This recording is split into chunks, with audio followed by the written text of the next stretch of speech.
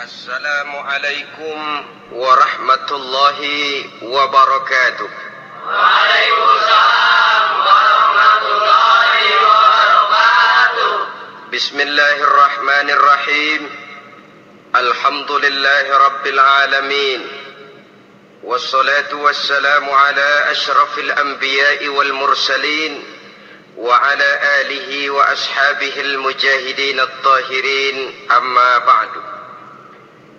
Saudara-saudara kaum muslimin yang berbahagia, jadi dengan demikian menuduh orang lain berbuat zina sedangkan orang itu tidak pernah melakukannya, ini termasuk satu dosa yang sangat besar di dalam kehidupan ini.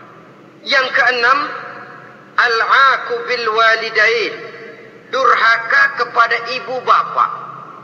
Seorang anak, bagaimanapun banyak nilai ibadahnya, banyak kebaikan di masyarakat, menyandang berbagai macam gelar, pangkat dan jabatannya tinggi, tapi kalau sudah durhaka kepada kedua orang tuanya, alamat hidup tidak lagi membawa keberkahan. Dan itu dosa yang sangat besar. Sampai Nabi sabdakan, ridho Allah ada di dalam keridhaan ibu bapak, murka Allah pun ada di dalam kemurkaan ibu dan bapak. Walaupun belum tentu setiap kita orang tua, tapi yang jelas setiap kita adalah anak, dan setiap anak punya ibu dan bapak. Jangan sampai kacang lupa kepada kulitnya. Saudara-saudara kaum muslimin rahimakumullah, durhaka kepada ibu bapak merupakan perbuatan yang sangat dimurkai oleh Allah. Apalagi ibu yang telah melahirkan kita, bahkan mengandung kita. Begitu juga bapak yang telah berusaha peras keringat banting tulang untuk mengasuh membesarkan kita. Tidak ada perbuatan baik yang kita lakukan untuk bisa menebus kebaikan daripada ibu dan bapak kita. Setidaknya kalau belum bisa berbuat baik kepada keduanya, janganlah menyakiti hati keduanya. Itu saja dulu yang harus dijaga. Kadang-kadang sudah berbuat baik enggak, nyakitin melulu. Sudah nyenangin belum bisa, saban sehari nyakitin saja. Padahal kedua orang tua itu doanya manjur, sebagaimana sumpahnya juga bisa jadi kenyataan, dan sering bahkan menjadi kenyataan. Sampai ibu bapak sudah wafat, sudah meninggal sekalipun, kewajiban berbakti masih harus terus dilakukan oleh seorang anak.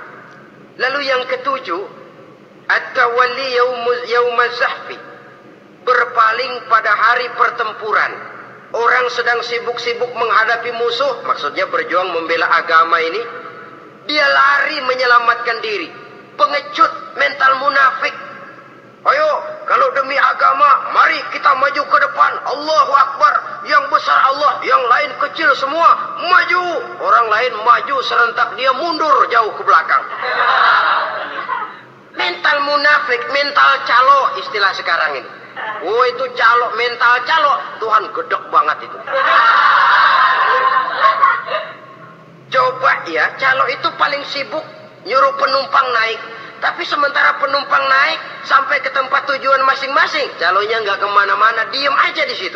Cuma orang aja disuruh naik. Saudara-saudara, kerja bakti, orang turun ke comberan, dia naik ke tempat tidur. Mundur di hari pertempuran, menyebabkan orang lain gugur, dia sendiri menyelamatkan diri.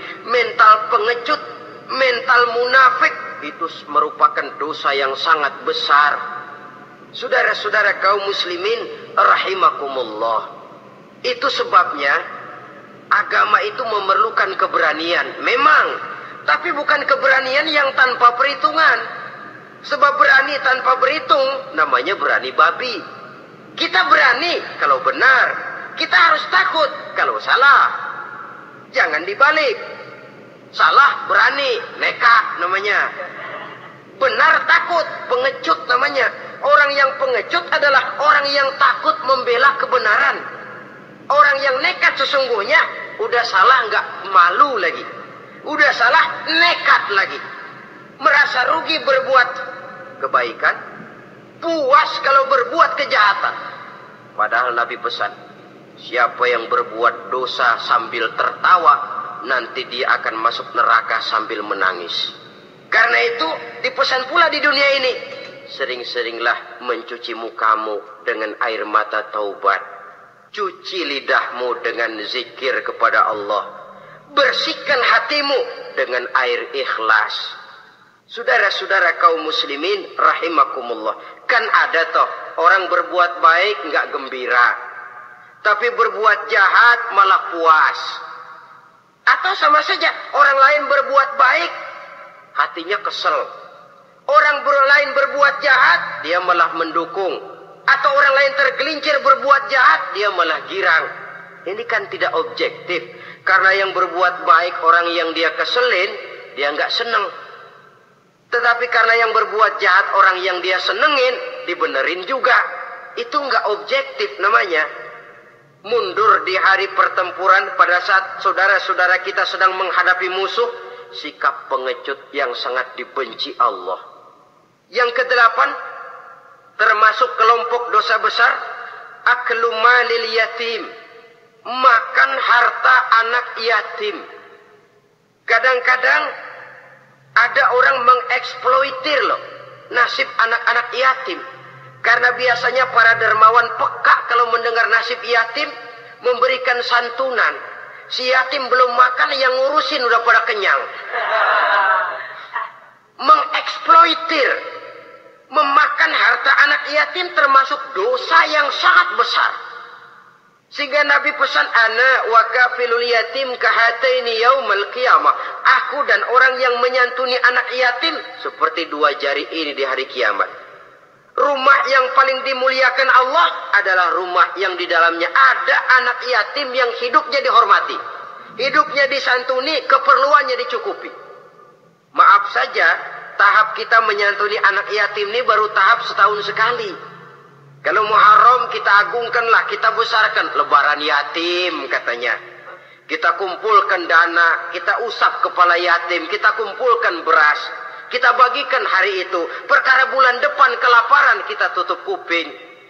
Perkara bulan berikutnya dia kelaparan, kita masa bodoh. Bahwa di bulan Muharram kita santuni yatim piatu itu sudah baik.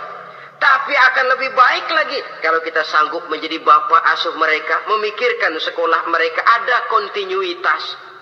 Kalau mereka diasuh oleh orang lain, lalu bertukar agamanya, berpindah akidahnya, kita ngomel habis-habisan. Tapi kita ada kemampuan, kita tidak mau berbuat semacam itu. Ya sama juga bohong namanya. Saudara-saudara kaum muslimin rahimakumullah. Orang yang menyantuni yatim mendapat pahala besar. Tapi orang yang mengkorup harta anak yatim, dosanya juga sangat besar. Berhati-hatilah kalau kita diberikan kepercayaan oleh masyarakat untuk mengurus anak-anak yatim. Karena pahalanya besar, resikonya juga besar. Yang kesembilan,